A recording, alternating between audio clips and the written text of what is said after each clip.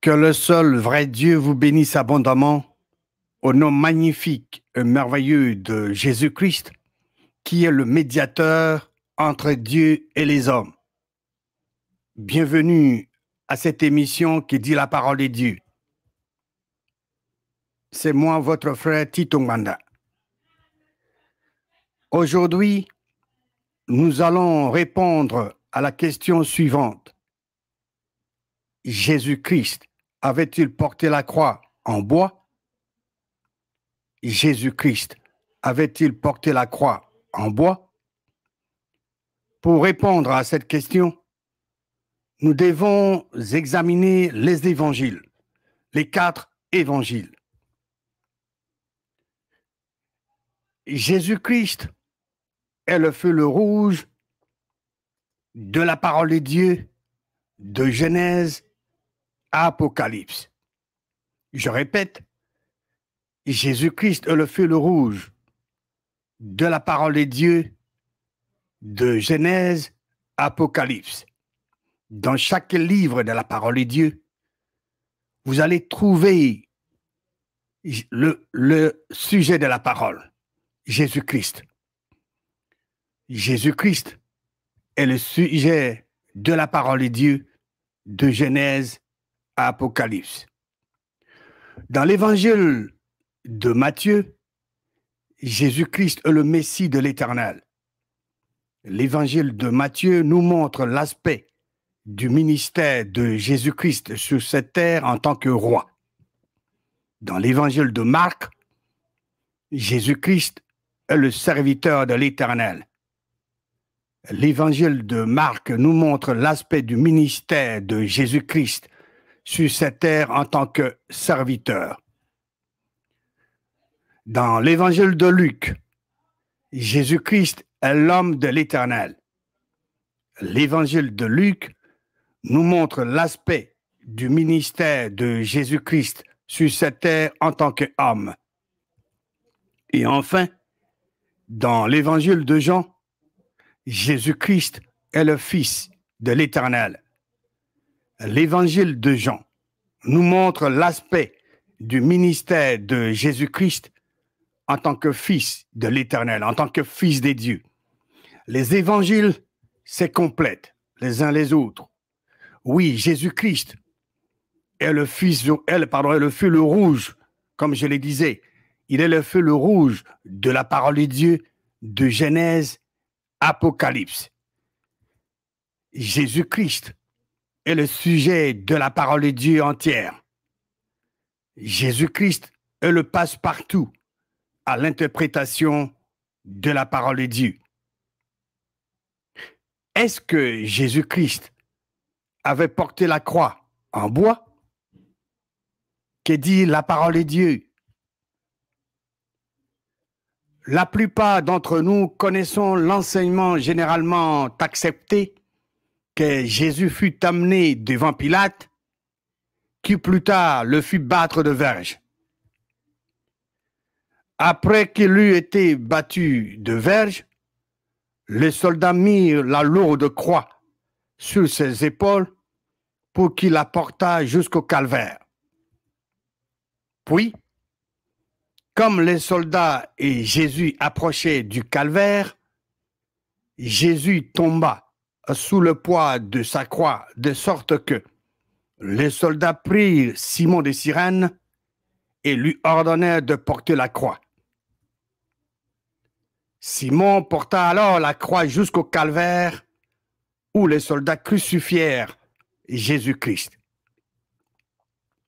Quand vous regardez cet enseignement ou bien sûr une télévision, les images donnent l'occasion aux gens d'être vraiment dans l'émotion. Il y a des gens même qui pleurent. Mais je voulais vous dire que cet enseignement n'est pas vrai. Cet enseignement n'est pas conforme à la parole de Dieu. La Bible est, et non peut-être, la Bible est la parole et la volonté révélée de Dieu. Dieu est l'auteur de sa parole. Et la parole de Dieu est la vérité. La vérité ne change pas. La parole de Dieu nous dit la vérité concernant la croix que Jésus-Christ avait portée. Pour découvrir l'exactitude de la parole de Dieu au sujet de la croix que le Christ a portée, étudions individuellement chaque récit des évangiles en commençant par l'évangile de Matthieu. Mais avant d'aller dans l'évangile de Matthieu, lisons 2 Pierre chapitre 1. 2 Pierre chapitre 1 et nous allons lire le verset 20 et le verset 21. Verset 20. Sachant tout d'abord vous-même, sachant quand? Tout d'abord vous-même qu'aucune prophétie de l'Écriture ne peut être un objet d'interprétation particulière. Vous et moi, quand nous nous approchons de la parole de Dieu, la première chose que nous devons savoir, la première chose que nous devons garder dans nos cœurs, dans nos intelligences, est qu'aucune prophétie de l'Écriture ne peut être un objet d'interprétation particulière. Moi, je ne peux pas venir à la parole de Dieu avec mes opinions. Vous ne devez pas venir à la parole de Dieu avec vos opinions. Vous et moi, nous venons à la parole de Dieu et nous laissons cette parole de Dieu parler d'elle-même et nous changeons notre façon de voir et nous revêtons de la parole de Dieu et marchons conformément à cette parole. Nous ne devons pas rabaisser la parole de Dieu à notre niveau. Mais par contre, c'est nous qui devons nous élever au niveau de la parole de Dieu. La Bible tout entière est pleine de prophéties, de Genèse, Apocalypse. Donc, Dieu ne nous donne pas l'opportunité, l'autorisation de faire des interprétations particulières. Pourquoi? Verset 21. Car ce n'est pas par une volonté d'homme qu'une prophétie a jamais été apportée, mais c'est poussé ou incité par le Saint-Esprit, Dieu, que des hommes ont parlé de la part de Dieu. Les hommes et les femmes qui ont écrit la parole de Dieu ne l'ont pas fait par leur propre volonté. Par exemple, Moïse ne s'est pas assis, il a pris le rouleau et un stylo pour écrire le livre de Genèse. Non. C'est Dieu qui a révélé à Moïse ce qu'il devait écrire pour constituer ce livre de Genèse. La même chose pour Ésaïe, la même chose pour Matthieu, pour Jean, pour l'apôtre Paul.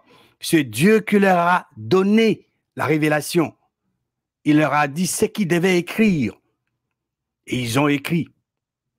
Donc, c'est pourquoi je disais tout à l'heure que la Bible est la parole et la volonté révélée de Dieu. Dieu est l'auteur de sa parole. Examinons maintenant les 4 évangiles en commençant par l'évangile de Matthieu. Allons maintenant dans l'évangile de Matthieu.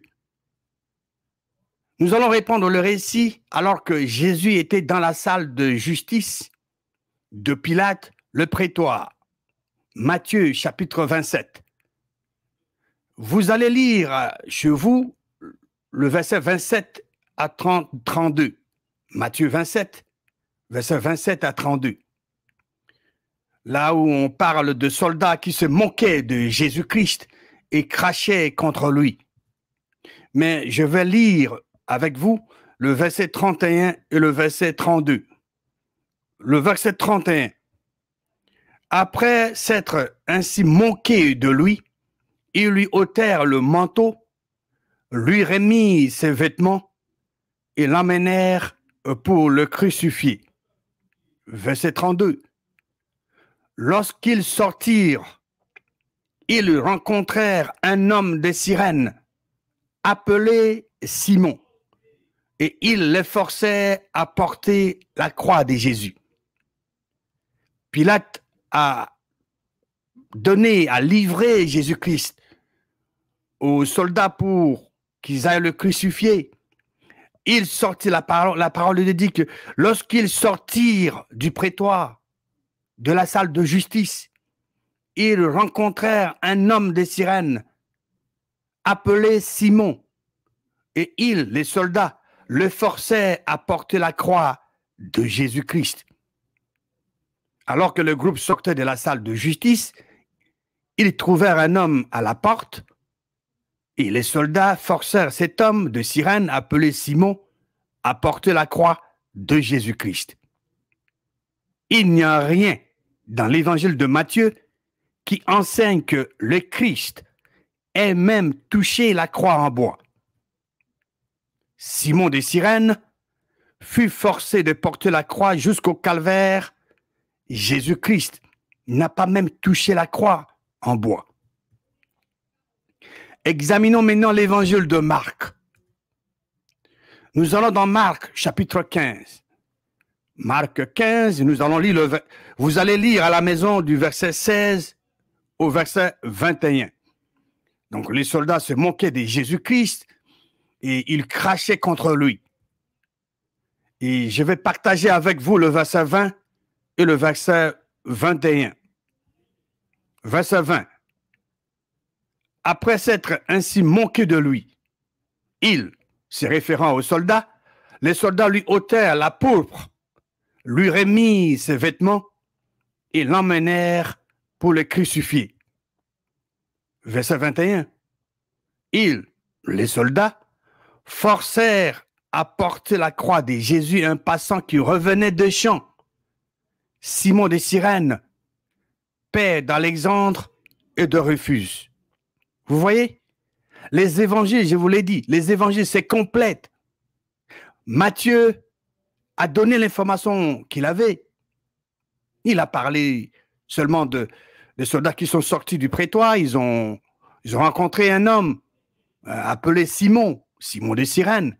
C'est lui qu'ils ont chargé pour porter la croix de Jésus-Christ.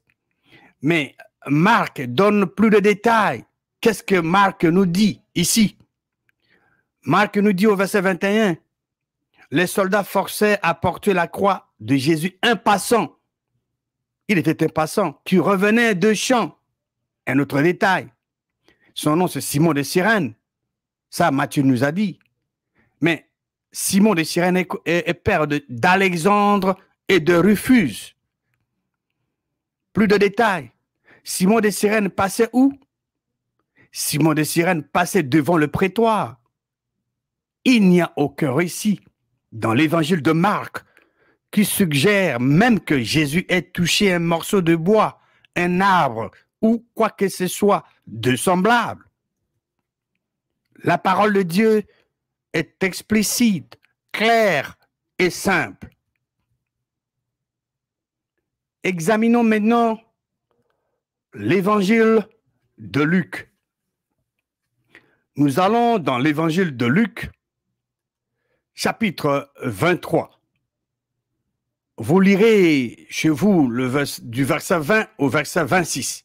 Luc 23, du verset 20 au verset 26. Mais je vais lire avec vous le verset 25 et 26. Le verset 25. Il le relâcha. Donc, Pilate relâcha celui qui avait été mis en prison pour sédition et pour meurtre et qui le réclamait. Et il livra Jésus à leur volonté. Et c'est ce qui se passe dans le monde aujourd'hui. Il n'y a pas de justice. Ce monde dans lequel nous vivons, il n'y a pas de justice. Ces gens ont préféré qu'on leur relâche un meurtrier. Et ils ont voulu qu'on puisse tuer un innocent. Et c'est ça, c'est ce qui se fait ici. Ça se fait aujourd'hui. Vous voyez un homme qui mérite son travail avec des capacités extraordinaires. Mais on confie la responsabilité ou bien les responsabilités à quelqu'un d'autre qui est incompétent. On voit un individu qui commet un meurtre. On le protège. Il est libéré. Mais on tue un innocent à sa place.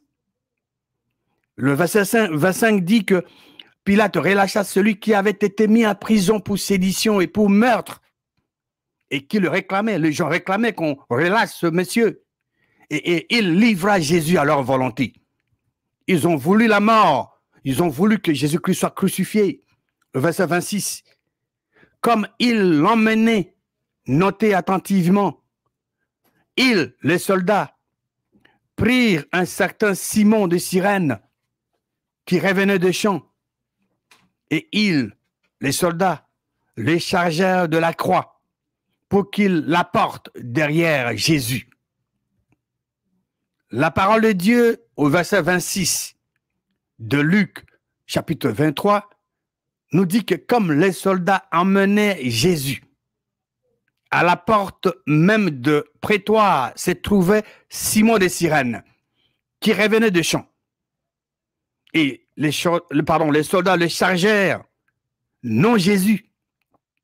Il dit qu'ils chargeaient Simon, non Jésus. Ils ont chargé Simon de Cyrène de la croix de Jésus.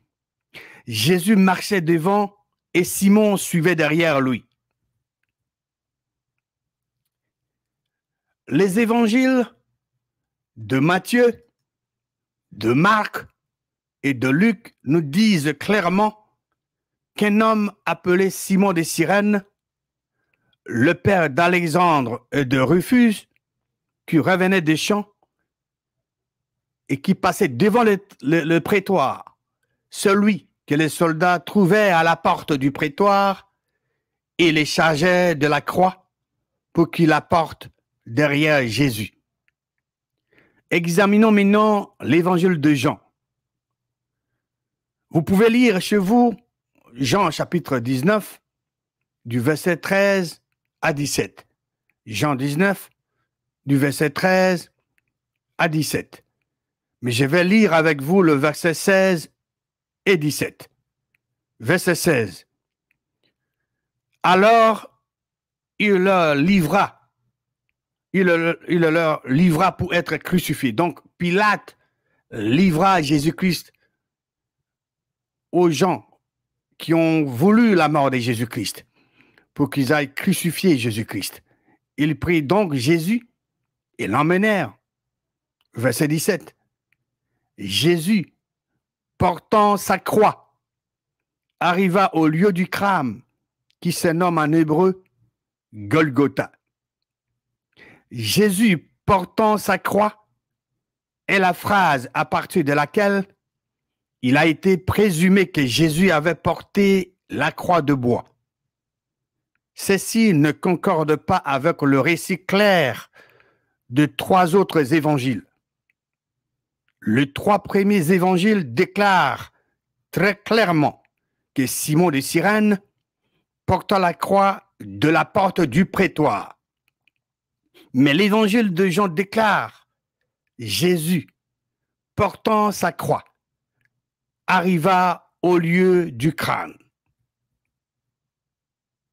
Est-ce que Jésus avait porté une croix en bois? La réponse est non. N-O-N. La croix de Jésus-Christ n'était pas une croix de bois, mais une croix spirituelle.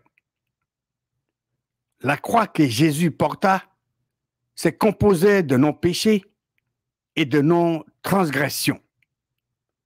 S'il avait porté une croix de bois, qu'est-ce qu'il aurait accompli? Jésus ne porta pas un morceau de bois ni un arbre. Il porta nos péchés. Lisons la parole de Dieu dans le livre d'Ésaïe, chapitre 53. Ésaïe 53. Nous allons lire du verset 3 au verset 6. Verset 3.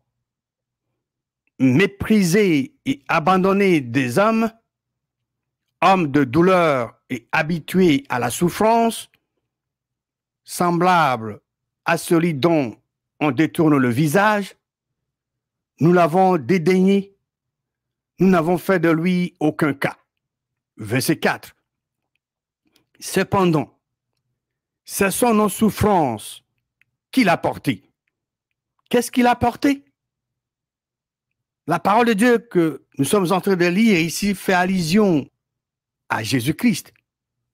La parole de Dieu au verset 4 d'Ésaïe 53 nous dit cependant, c'est son non-souffrance que Jésus-Christ a porté.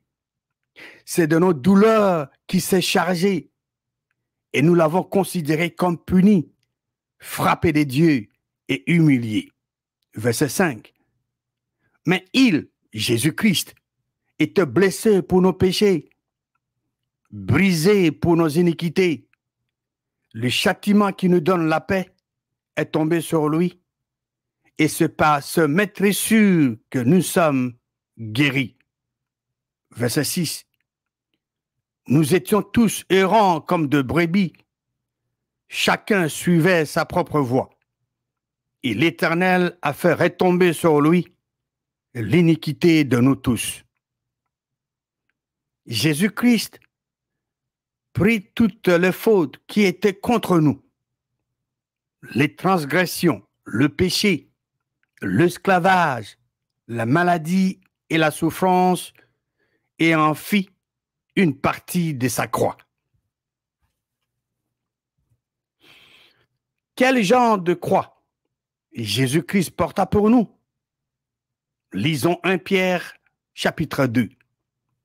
1 Pierre, chapitre 2, et nous allons lire le verset 22 au verset 24. Verset 22. Lui, c'est référent à Jésus-Christ. Lui qui n'a point commis de péché. Comme vous le savez, Jésus-Christ a été tenté en toutes choses sans commettre un péché. Lui qui n'a point commis de péché et dans la bouche duquel il ne s'est point trouvé de fraude. Dans la bouche de Jésus-Christ, donc. On ne trouve pas, la parole de Dieu dit que dans la bouche duquel il ne s'est point trouvé de fraude. C'est ça l'exactitude de la parole de Dieu. Verset 23. Lui qui, injurié, ne rendait point d'injure, maltraité, ne faisant point de menaces, mais s'en remettait à celui qui juge justement. Verset 24. Lui qui a porté, lui fait référence à Jésus-Christ. Lui qui a porté lui-même, Jésus-Christ a porté lui-même nos péchés en son corps sur le bois. Afin que, le but, afin que mort au péché, nous vivions pour la justice. Lui, par le maîtrissure duquel vous avez été guéris. Non seulement la croix de Jésus se composait-elle de nos transgressions et péchés, plus la servitude de la loi, mais aussi de nos maladies. Jean dit, Jésus porta sa croix. Quel genre de croix Jésus-Christ porta pour nous? La croix que Jésus porta était de péché, d'esclavage, de maladie et de souffrance. L'homme ignorant a fait de la croix de Jésus une croix de bois. La parole dit, et l'homme spirituel sait, que la croix du Christ était le péché, l'esclavage, la maladie et la souffrance. Une croix de bois ne pourrait rien accomplir, mais la croix de Jésus fit beaucoup. Savez-vous que Jésus-Christ avait demandé aussi à ses disciples de porter leur croix? Êtes-vous disciples de Jésus-Christ? Lisons l'évangile de Luc, chapitre 14, verset 27. Luc 14, verset 27. Jésus-Christ dit, « Et quiconque ne porte pas sa croix, portez-vous votre croix de bois? Et quiconque ne porte pas sa croix et ne me suit pas, ne peut être mon disciple. » C'est ce que Jésus-Christ a dit. Vous devez avoir vos responsabilités en main en tant que fils de Dieu et disciple de Jésus-Christ. En résumé ou en conclusion, le diable et ses cohortes ne veulent pas que nous comprenions que cette croix du Christ a répondu à tous nos besoins. Non, le diable veut que nous croyions qu'il s'agissait d'une croix de bois. Quand vous croyez que la croix de Jésus-Christ était une croix de bois, vous n'allez pas bénéficier de ce que Dieu a accompli en Christ en nous. Parce que Jésus-Christ a payé tous nos prix. Il a payé le prix de notre rachat, de main de l'adversaire. Et c'est vous et moi, c'est nous qui devons chercher à connaître ce qu'il a accompli pour que nous puissions nous en prévaloir.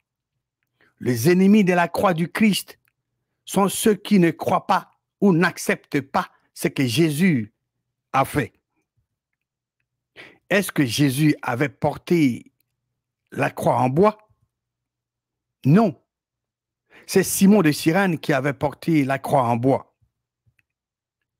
Si vous avez dit à Simon le jour qui avait précédé la crucifixion de Jésus, que le jour suivant, il jouerait un rôle important à la crucifixion d'un certain criminel, il aurait rigolé, mais il y était. Matthieu, Marc et Luc ne nous donnent chacun qu'un verset au sujet de cet homme. Et ce sont là tous les renseignements que nous avons à son sujet. Matthieu 27, verset 32, nous dit ce qui suit. Lorsqu'ils sortirent, ils rencontrèrent un homme de Cyrène appelé Simon. Et ils le forçaient à porter la croix de Jésus. Marc, chapitre 15, verset 21, dit ceci. Il forçait à porter la croix de Jésus un passant qui revenait de champ. Simon de Cyrène, père d'Alexandre et de Rufus. Luc 23, le verset 26, dit ce qui suit. Comme il l'amenait, comme il amenait Jésus, ils prirent un certain Simon de Cyrène qui revenait de champ et ils les chargèrent de la croix pour qu'il la porte derrière Jésus. Quel genre de croix Jésus-Christ porta pour nous? Les trois premiers évangiles, Matthieu, Marc et Luc, déclarent très clairement que Simon de Cyrène porta la croix de la porte du prétoire. Mais l'évangile de Jean déclare Jésus portant sa croix arriva au lieu du crâne. Quelle croix Jésus-Christ porta? La croix que Jésus porta était de péché, d'esclavage, de maladie et de souffrance. Tout homme qui est spirituel sait que la croix du Christ était le péché, l'esclavage, la maladie et la souffrance. C'était une croix spirituelle et non une croix en bois. Que Dieu le Créateur vous bénisse abondamment au nom triomphant et inégalable de Jésus-Christ.